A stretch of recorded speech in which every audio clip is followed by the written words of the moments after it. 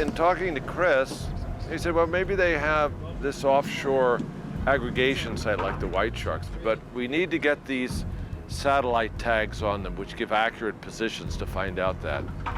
Right now we're putting the anti-fouling on there so it doesn't get covered with sea life and then affect the performance of it. I'm not the best painter in the world. I don't have a lot of experience yet, but I try. Whitey, please, don't touch.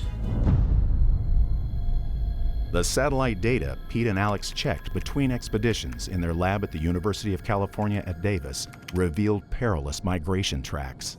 Well, this is some more recent information. The female tiger shark, Cassandra, is on the move and vulnerable. That's kind of the longest distance we've had so far, isn't it? But she's making several movements outside the protected waters, because I think it's only 10 nautical miles, and that's a big map now, so she's now free game once she leaves that area.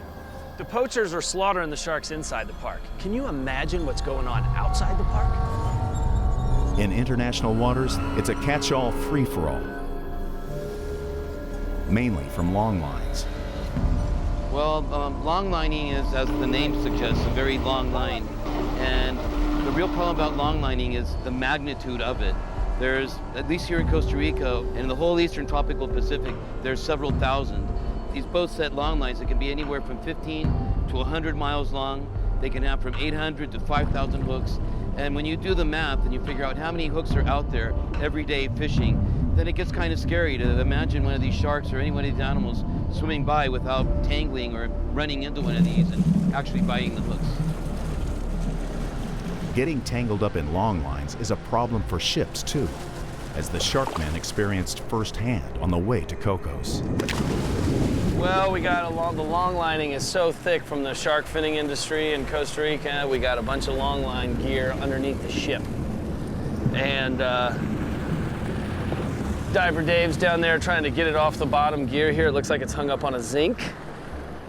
If they don't cut it loose, it could wrap up in the propellers and disable the ship. It was just another, you know, for lack of a better word, better term, slap in the face about, you know, what's really going on out there. You know, it's not like there's just one or two longliners. There's a lot of longliners.